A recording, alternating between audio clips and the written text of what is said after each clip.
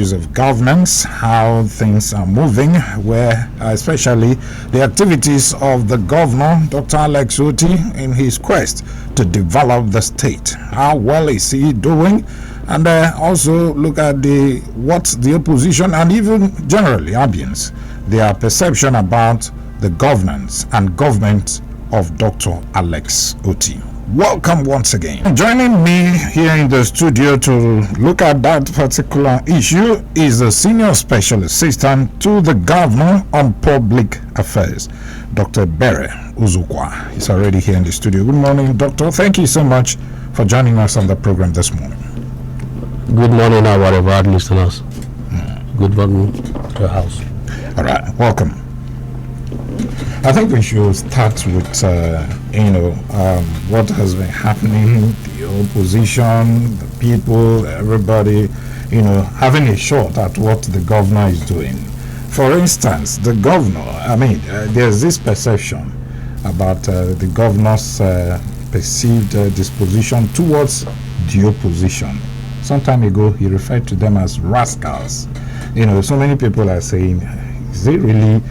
Some time ago, the governor was in that position, and they said nobody called him a rascal, for doing the job of the opposition. Today, he's on the saddle, and he's using such words. Is it that he detests the opposition or something? That's the position of so many people. The question they're asking. What do you think? Okay. Thank you for having me once again. I'm Dr. Bere Uzukwa, the Senior Special Assistant to the Governor on Public Affairs. Going straight to your question, of course, I'm not surprised you are starting with this nagging issue of opposition. What we are having in Abia today is not opposition within the context that most of us understand it as Democrats, even as scholars.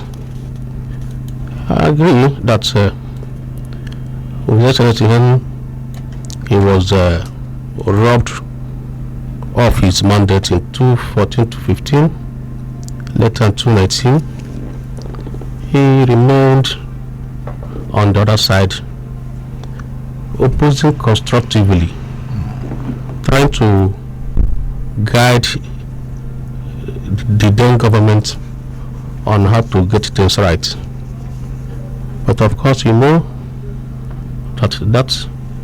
past administration, the party that produced that government had a different agenda that obviously contradicts to the collective interest of the people. So they can't make a good use of those suggestions, great ideas that His Excellency, the Governor of Abia State, Dr. Alex Oti, who was then an opposition element, was putting to the table for them.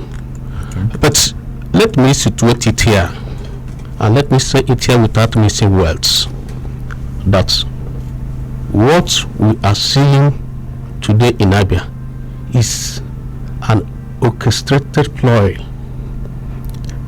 designed to discredit the government, the good work the government is doing, and possibly distract the governor and also paint him black before Abians and Nigerians.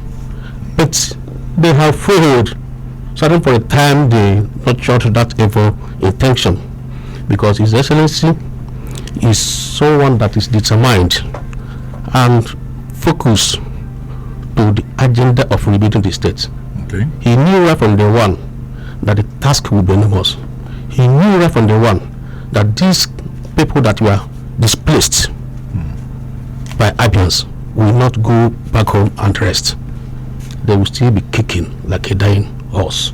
So the joy of the whole thing is that they are trying to pull a man that has refused to be pulled down. They are still struggling to see how to cover his achievements, but I can tell you for free that the good work and the transformation that is ongoing in this state is shining like a star. Okay. Even the blind can see, except those that have chosen not to see them. That's my position on that. Now, let's talk about the issue of developmental projects in the area of road infrastructure, education, health, and all that. Specifically, road infrastructure. We've seen different times where the governor actually flagged off, some road projects in every part of the state today. But the major concern is that some of these road projects, they are moving at a very snail speed. I recall the one that the governor flagged off sometime in March. The Nonya Eluama Uboro Road, it's ongoing, but it's moving at a very snail speed. And so many other road projects that are ongoing. And I recall that particular road I just mentioned has, it's supposed to be delivered in 1 year. So if we're calculating from March, then you have barely like 3 or 4 months to the completion of that road. That is if that road must be delivered on record time. But from the way things are moving, and some other places as well, it appears that that March deadline for the commissioning of that road may not be feasible. What's going on? Okay, thank you for raising this concern. Let me tell you what the government is doing. Is just let's see introduce a template, or do I call it a mechanism, to ensure effective coordination of these projects. Of course, you know that there are too many ongoing projects, particularly roads, because His Excellency established the volume of decay. Almost all the roads were impassable before he came on board. So he took the bull by the horn, and then showing enormous capacity to see if he can just get these problems, especially those major roads that we act as one of the enablers for economic prosperity in the state. So what I'm saying is that he just took up many projects, and the first thing he did, in his wisdom and preparedness to tackle to address the challenges, was to strengthen the Ministry of Works, and the appointment of Otuche OT, renowned engineer, is one of the very good steps we took. And then rejigging, repositioning the ministry so that the ministry will be alive to its responsibilities. What am I saying? Do you know that every week there's a review of road projects? His Excellency does it even at the school, even he's outside the school. He will make sure that he gets updates from the ministry through the commissioner on the progress of work, putting the totality of all the projects. He do take time to listen to the commissioner, and they know where they need to really do one or two things to expedite action. So of course there may be challenges. We are just coming from the rainy season, and of course you know that the inflation, you understand? So the inflation we are in this country, you award the project today, maybe at the time the cement was being sold at probably 8,000. Today, of course, within 2 weeks or 3 weeks, you hear that cement is 9,000 or 9,500. So you're expecting certain variations. Okay. Because even if you are now given a job to do a job like say 1,000 naira, and you now do your pocket survey and see that you need them, the cost of materials will be like 700. And after 2 weeks, before you complete the job, those materials have gone up. Don't they make provision for the yes? That is what I'm telling you. That's what I'm telling you. That this mechanism is in place to address these things whenever they come up. So sometimes when you observe a little delay, it could be things that are being sorted out administratively. But what I'm telling you is that His Excellency has a culture of making funds available for any project he flags off. You understand? That makes the whole thing easier, and equally speaks on his different approach to road construction and project execution. So now that we are in at the fall season, even dry season, you will now see that most of these projects will now be moving with speed, and the Abians will be happy for it. So His Excellency is ever prepared Yes, there will be challenges, but then his capacity to surmount them is what matters most. So, do you also do a kind of monitoring to evaluate look at what these people, the contractors, are doing? Because, take for instance, I give you another example. The one leading from Umuahia to Akara, Akara, or through Hafia and the rest of them. That's road. That particular road was awarded to 3 contractors, I was made to understand. Cranborg is doing the part from Umuahia to Akara and Ferrotex and the rest of them. Yeah. Have you really gone there to see what's going on? Because it appears that, is that what the specification given to them initially? That road is a bit narrow. Yes. That issue came up. I was in a meeting with the governor, with some other officials of the government, and that issue came up, and they addressed it adequately. So those concerns, in fact, that what you are raising now reminds me of what was discussed. So I think the people concerned, the relevant persons, have been asked to move in to address the problem. So that problem has been addressed. Okay. Now let's look at other issues. I recall that some time ago, when the government actually released their quarterly report, I think that should be the last quarter, sometime in July or so, they actually specified how they were able to, how the expenses of government went within that quarter. And there are some areas, I think the last time we also raised it during the media chat with the governor, and some issues came up. And we're saying some of the expenditure heads, take for instance the one that talked about recreational facility, ICT hub. That's a fantastic idea, but people are still wondering, where are all these facilities? If you're talking about recreational facilities, fantastic, ICT hub, are they still in the pipeline, or is it already done? Where are they, so that we can say, okay, you can go here and see it, and it will be justified, the amount spent on putting up such structures?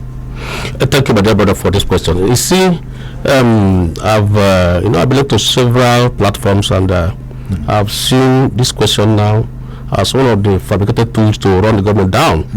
His Excellency has addressed this issue, and some of us will not yield to what they want to hear. You see, if you are monitoring closely what the so-called opposition, I mean, opposition should be constructive. Whenever it is not constructive, it is no longer opposition. It is, for me, it becomes a blackmail. You understand? To achieve a particular agenda.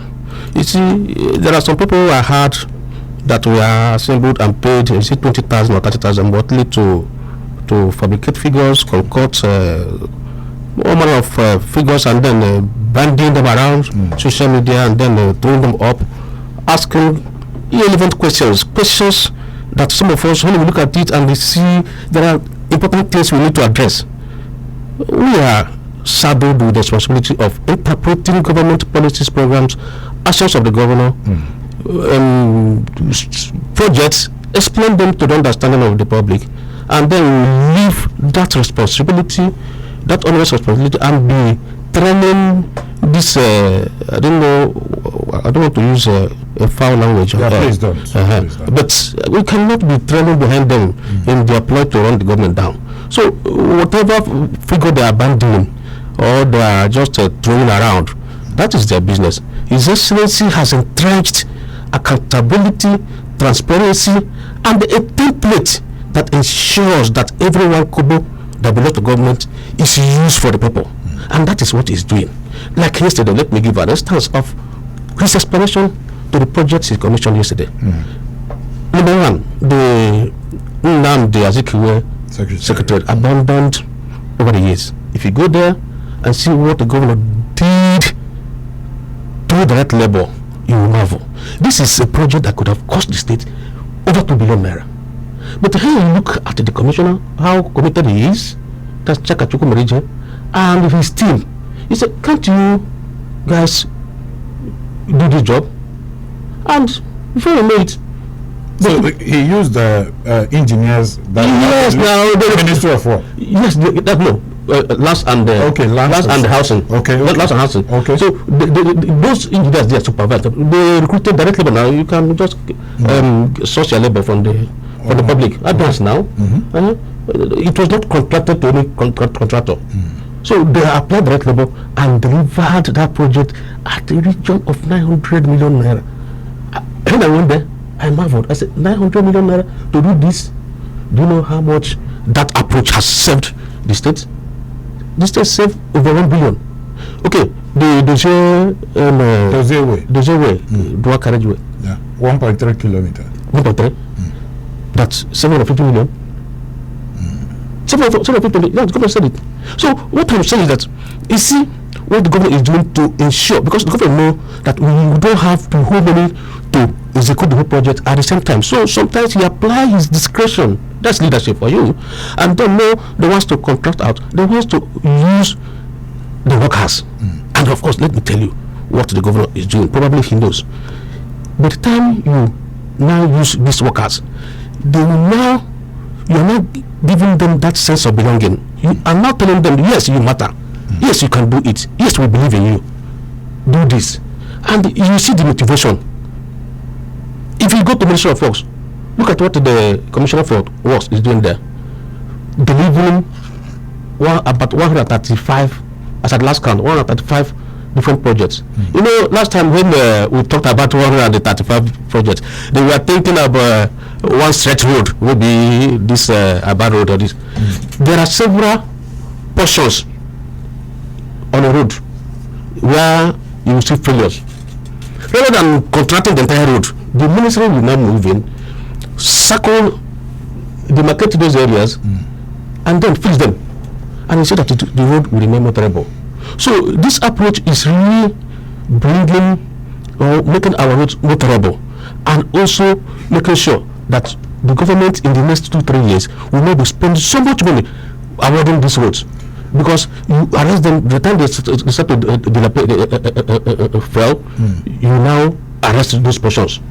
And then, of course, you know the impartation and the other socio-economic life in the states. I've seen that Dozie way, you know, the road project, fantastic, with light and all that. Yes. Even the Nnamdi Azikiwe secretariat you talked about, fantastic. Yes. Yeah. But these elaborate ceremonies, you know, that you do to just commission just a refurbished project.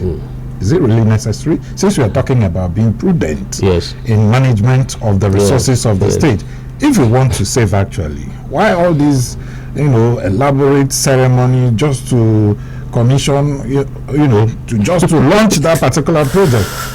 I mean, we are talking about saving for this. It depends on what you are definition of elaborate. What do you think? What is the context? What do you mean by elaborate? You know, when you invite people, you know, dancers, you know. I know, workers. See, let me tell you what happened. You see, that place is accommodating about 4 ministries, and as such, that yesterday,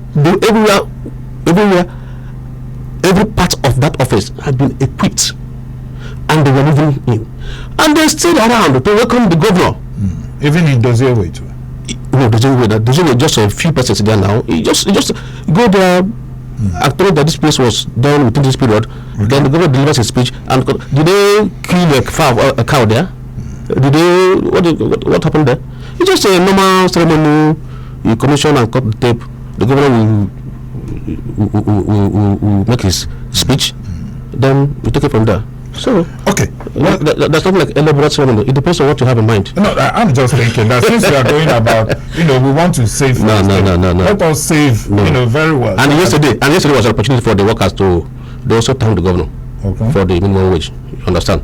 And also thank him again for making sure that they have always received their salaries before the end of the month. So it was a forum for them to now say thank you, Mr. Governor, for doing all these things for them. Some workers that have been complaining that, especially those ones in the consequential adjustment, I'm sure you must have heard that some of them are complaining, you know, that the money added to their salary is nothing to write home about. When you compare it to the people that are on a lower cadre, that's the minimum wage, say for instance, those on level 3, 4, you know, they are earning almost the same amount with the people that are in the higher cadre. You see, whatever issue that is arising from that consequential adjustment, I don't know how they put it. Yes, consequential adjustment. That will be, it is not, it doesn't end there. They keep on reviewing it. wherever there's a issue, they address it. It's just about the government is working with the there's a Ministry of Labor and Productivity now. So it is the responsibility of that ministry to liaise with the state ESCO, the governor, and then identify those areas and address them. There's no problem. See, let me tell you, if somebody is earning, let me say 100 naira, from whatever adjustment, you are now getting 120, 130. At least, as a child of God, you should be grateful. Do you know how much the state has added to the wage bill from this minimum wage? And the government is not complaining. He's still moving as if the government is there.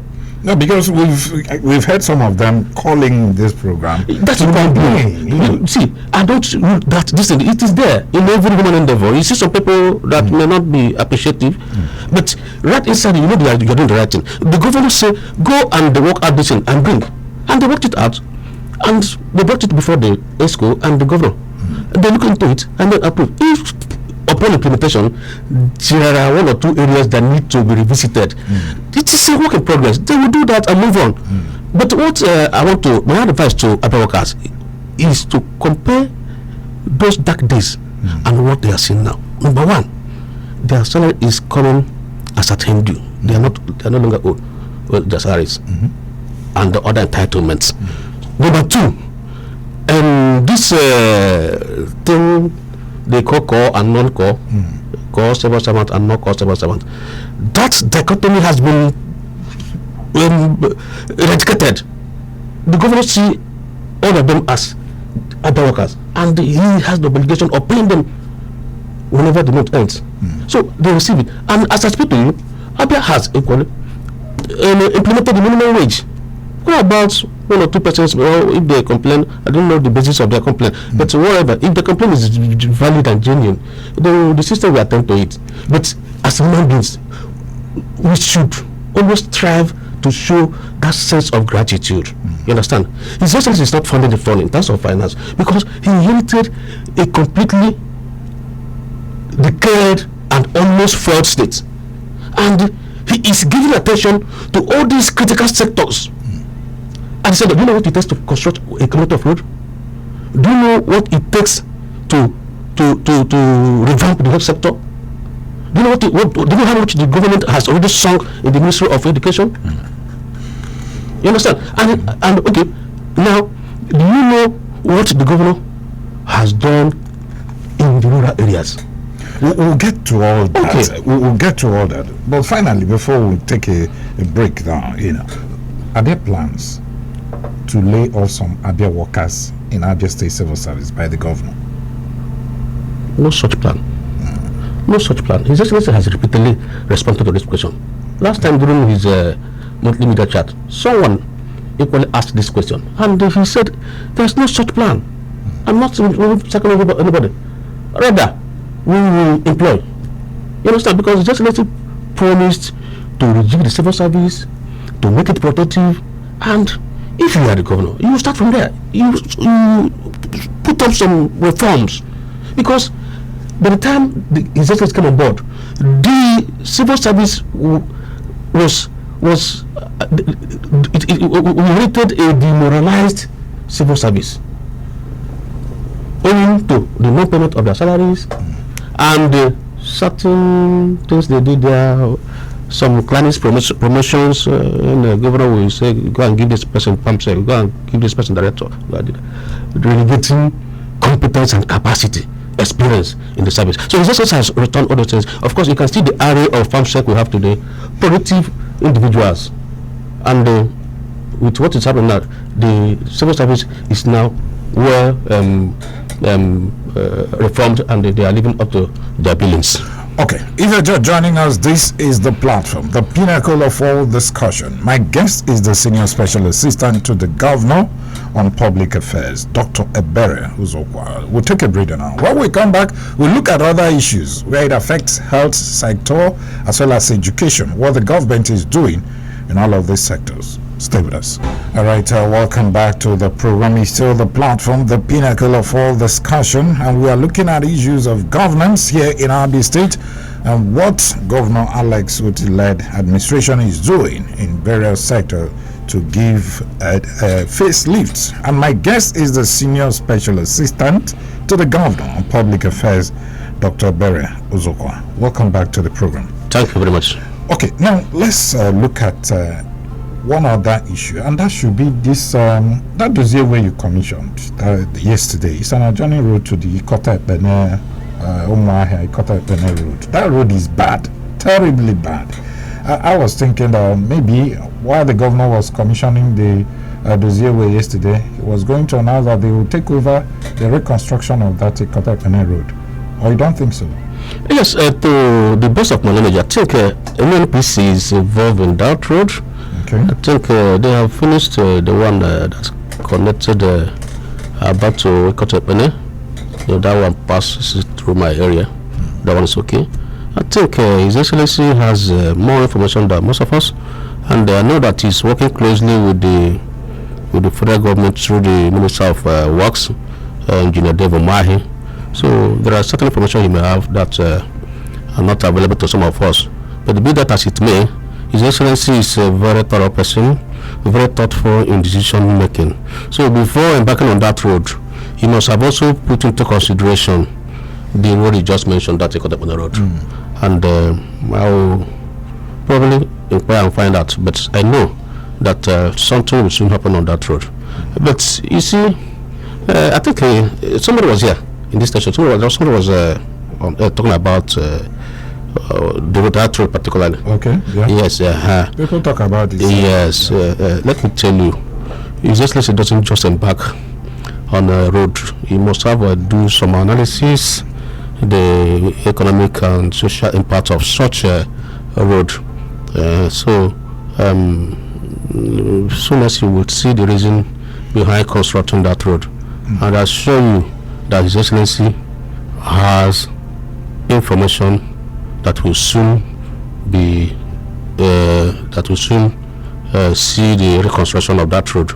Either way, either the NDPC will be really, just okay, because I recall the relevant offices, something will start to happen. I recall that some time ago the governor actually visited the Akwa Ibom State Governor on a condolence visit, and he mentioned that they are going to collaborate to see how they can fix that route. So I was thinking maybe by now, whatever issues there are in that area, maybe they would have smoothened it and probably kick off, because people are suffering on that road. That road has been like that for several years now. I know. And that's an economic road. It's very strategic road. Connecting. That is why I said that let us just hold on a little.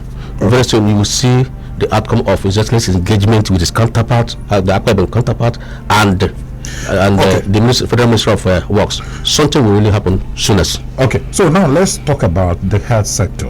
The primary healthcare facilities we have in some of the local governments and in our various communities, as we have them today, are not really functional, optimally. Some places you visit today, it's either you do not have medical personnel there, or the drugs are not available, issues here and there. What are the plans of government to address this particular, because health, they say, is wealth? Thank you very much for this very important question. You see, as I speak now, across the state, about 200 and something primary health centers are being retrofitted and then equipped, and certain equipment being fixed. What's the reason behind that? To ensure good healthcare delivery at the grassroots. We're talking of primary healthcare. If I should guess, about 60 to 70% of Abians live at the rural areas, and His Excellency underscores the importance of fixing our health facilities at the grassroots. So that is why he has directed the Ministry of Health to ensure that almost all the primary health centers are renovated, equipped, and then make sure that the personnel, the health workers, are there on daily basis to attend to the health needs of our people at that rural level. There was an incident in my own local government, particularly. My colleague in the General ESCO just posted to our platform do the primary health centers that are now being worked on. Yeah. I mean, in the local government, about 10 or so, 10 or so, thereabout. It needs to go around. It needs to go around because yes, now this is one per ward now. In my local government, we have 11 wards. Okay. So if they capture in the first one, they capture 10. That means it's remaining one. So if in one fell swoop that 10 health centers are being retrofitted, renovated, rebuilt, and then relevant staff posted 10 out of 11. If that is the case, if that is actually the case, because I'm just guessing, because he posted last week. So, and the name of the contractors that are handling the project. So it's not we are not playing politics with health. Yeah. So health, they say, is wealth, and the university understands that. And in his blueprints, he gave attention to health. You understand?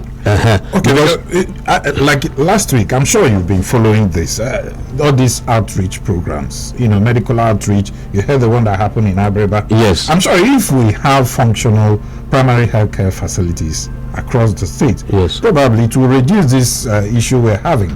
I agree with you. Unapproved I agree with you. I agree with you. Outreach. And that is why the governor is giving special attention to the health sector. And it's another lapse on the side of government for not checking these activities or all this medical outreach where people now react. I heard that some people are hospitalized, because of adverse drug reaction, that they received during that medical outreach. It's another lapse. That's very unfortunate. But I think the government is now responding to the real things. Sometimes when you put certain measures in place, people may begin to misinterpret it. You understand? View it from the point of opposition. Probably this outreach coming from somebody that may not be part of government. They want to stop the good thing they want to do in this place. But I think government has realized the need to put certain measures in place.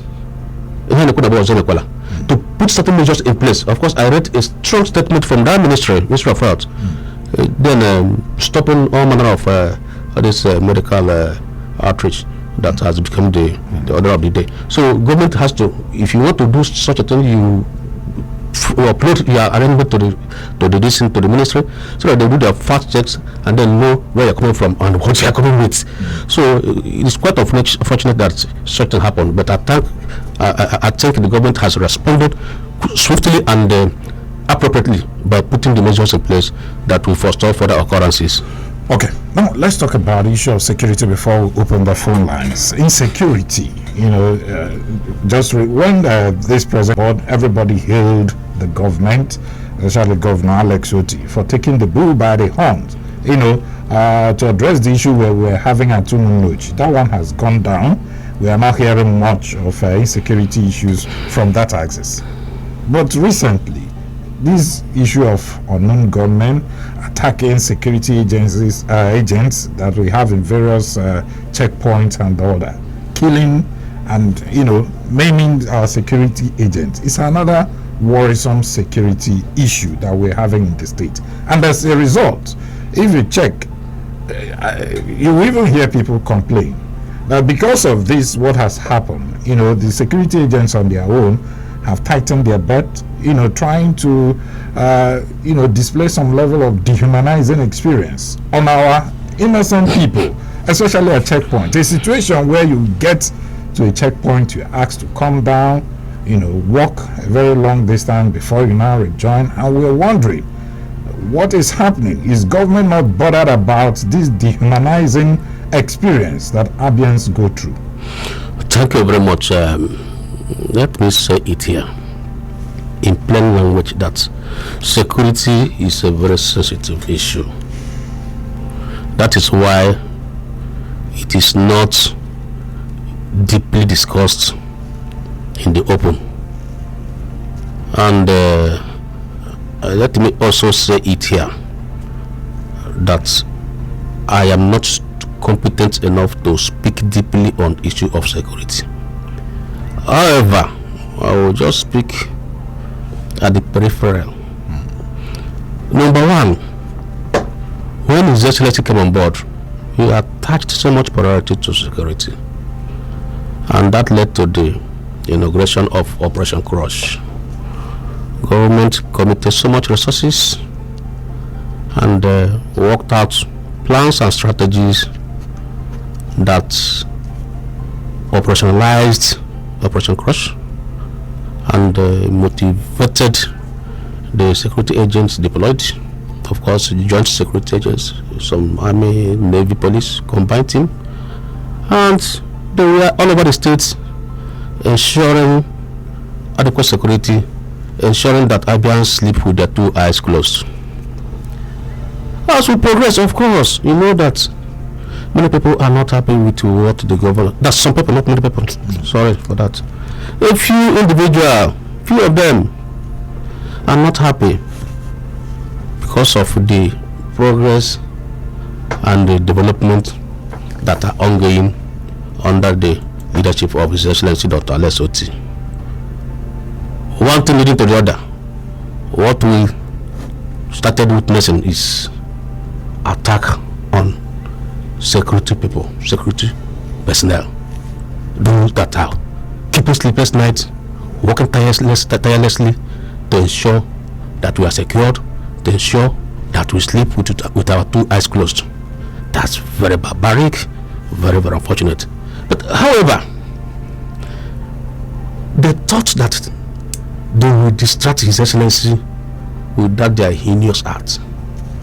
As I speak to you, who are the they? Yes, now you see, you don't expect me to mention this, but I think those in the state, the heads of security, and those in the intelligence and the government being the TSO, there are certain information they have which I don't have. Even if I have, I will not say it on air. Okay. Of course, I won't be doing myself any good if I begin to mention names. But let us leave it at that, because those we are referring to, they know themselves. And the long arm of the law will definitely catch up with them. That is my assurance on this program. So let me say it.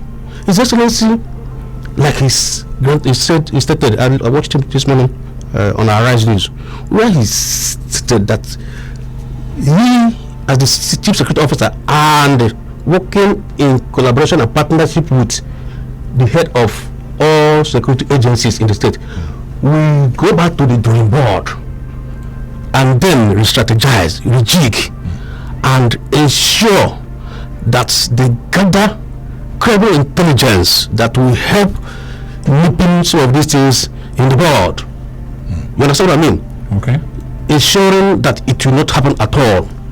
You understand? So that we entail putting up a discreet search, trying to find out where they are, slow them out, and make sure that they will not strike. So details of how they will do it, that I, Dr. Bello, don't know, but be assured that the government, the governor, and all our security heads are working closely and in tandem to ensure that this madness of attacking security agents will not happen again in Abia State. And the dehumanizing experience of Abia. Of course, you see, His Excellency has a way of communicating with the heads of the distance. So you don't expect the governor to come in the open and begin to. So he has a channel of communicating these concerns. We want a result. Yes, we want to see the effects of whatever thing. As a governor, there are certain things you not do in the open. You understand? Okay. So he just follow those channels to communicate some of these concerns, so that the whole thing will flow. Okay, I think it's time for us to open the phone lines, and we need you to make your submissions on this program. You ask questions, seek for clarity as well, because my guest is the Senior Special Assistant to the Governor on Public Affairs, Dr. Ebere. He's here to take your questions as regards to the issues we've raised here, where it affects governance in the state and the policies of Governor Alex Oti-led administration. Call us now on 08081806949 or 08116052949. Those are the numbers to get through to us. Can as well go to our Facebook page, drop your comment there. We're going to read them here before we leave the studio. Hello, good morning. Good morning. Welcome. It's calling from Maya. Okay. Let me speak on issue of insecurity. Well, all Nigerians, anybody who wants to be or find himself in government, whether a government or not, that do not know that Nigeria has insecurity issues, it is important to examine yourself. And this issue of prioritizing security, trying to manage it as if it's a position doing it, it does not flow. Because I remember when Jonathan was in power, Boko Haram was bombing every person at the left and right. This system, this is as if it's a modern law. It's a very nice system to be president. But when you are there, Buhari became president. Wrap up. What I'm doing, Wrap up. and attack is peaceful. So, as to give you a break, this is not competent enough to speak any security. But this security is part of intelligence and not to the attacking to a particular group. Thank you. Customers are terrorists, teaching us as what provide. Thank you. This is what I'm telling you. All right. Thank you so much, Ikechukwu. You will respond, but let's take another call now. Hello. Good morning. Hello. Good morning. Welcome. Hello. I can hear you. Go ahead. Hello. Good morning. Okay. 08081826949 or 0811-6052949. On our Facebook page, this one is coming from Where's Victor. He said, permit me to ask your guests a few questions. Number one, APSEC ad hoc workers in the last local government elections are yet to get their pay. That's number one. Secondly, he says some pensioners are yet to get their arrears of pension as paid to others. Thirdly, he said, what plans does the governor have towards youth employment in the state? And finally, we are yet to get the locations of those projects seen in the last quarterly report. Okay, he will respond to all that. Let's see if we can. Okay, Chuksumpama said the governor is on the right track for me. He should please make Umahe look like a capital. Okay, thank you so much. Let's take another call now. Hello, good morning. Good morning, Mr. All right, thank you so much. Welcome. My brother in the house, you will never go down in life. Excellent is my name. Okay. Well, Welcome. yeah, excellent. So, our governor will not sack anybody. I mean, I will go to like what it up when you are and I told your police you get it again. If you know that you enter into that office that you won't get away. You not start thinking otherwise now. So do the thing you not sack. When you was campaigning, you will not sack. When you now won election, you understand me, when you won election, they're not something recruiting people. And you are here shouting. You see enemies of him that there, they say, he has the power, he has the power to hire and fire, has the power to hire and fire. When he now came in, those people that came through my door, when they told me where out, somebody will come and tell me, they attack my brother. That is why the governor is about people. You find something in between. Don't hope for this government. Okay. Because I know that all enemies of that, they don't have anything doing. That's why they keep on saying, defend this godly government that is voted in. Thank you, excellent. Thank you so much, excellent, for your contribution there. Hello, good morning. Hello, good morning, Mr. Adeleka. Good morning, welcome. Yeah, good morning, Dr. Ebere in the studio. Good morning, sir. Yeah, this is Mr. Eze Eni Carlo, that boy from Abia, in our government area. The home of hospitality, number one community in other state. A doctor in the studio, I must commend you. You have hit the nail at the head. You show that you are really grounded. You know how everything is going on in Abia. And I'm very, very delighted. And I must commend our nearby governor. Even yesterday, I saw the new Nnamdi Azikiwe, the renovated and retrofitted Nnamdi Azikiwe structure. Even that the way. I'm so happy the way he has been transforming the state, touching all the whole sectors. And even the past administration, they have seen a very big difference from what they were doing. So I really commend him. He is touching all the whole area. He is transforming everything, even civil servants, even teachers. All right. The areas of pension, even areas of salaries of secondary school teachers. Many of them, the one I met last week was so delighted that the governor has started paying the backlogs of areas. 17 months that was owed to them by the administration. So it's quite commendable. All right. Thank you so much. I think you've had your time, so you can allow other people to actually participate in the program. Now to our SMS line. This one is coming from David in Usulu. He said, permit me to inform your guest that our governor has not paid its administration leave allowance, which he promised to pay Abia workers today. Abia earns more than 15 billion naira every month from FAC. I think you're talking about FAC, okay? This one is coming from Chikan Narom in Umukabia in Abia State. He said Abia State should need federal government assistance to fight insecurity in Abia State because Abia cannot develop under insecurity. Thank you so much. This one is also coming from Moses in Umai. He said, why is the Abia State vigilante not seeing their salary? He said, for him, since October, I've not seen anything. No, please help me. Well, Doctor, I would like you to react to some of these issues raised here by our listener. Okay, thank you very much. And I want to commend those that called in. Let me start with the first person that talks on insecurity. I think he said that I said I don't have competence to speak on insecurity. No, I said I don't have competence to speak deeply. So I said deeply. I won't be here to give you the nitty-gritty of what the strategies are, how they want to do it. But at the peripheral, I think I used that word, I was able to say things that are within my bounds. So I know my limits in discussing issues of security, or insecurity, as the case may be. Then, someone also talked about general security in Nigeria. Of course, that's a fact. But His Excellency is not losing sight. He's really putting in some strategies and plans to ensure that Abia is secured. And any attempt to derail that progress, to derail the wheel of progress in this particular aspect, would definitely fail. APSEC is an independent body with the relevant structures to operate.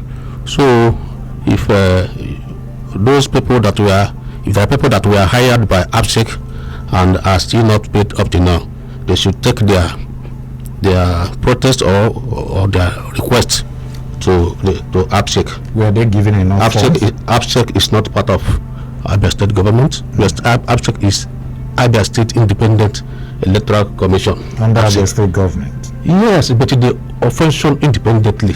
So I can't speak for them. No, maybe they do not have enough funds to take care of the ad hoc staff. APSEC has not said so. That's why I asked. If you go to APSEC, there's a commissioner. There's a person in charge of communication. So let them go there. They have all it takes to respond to these inquiries. Yes. Issue of pension has been a recurrent issue. Of course, we keep on discussing issue of pension.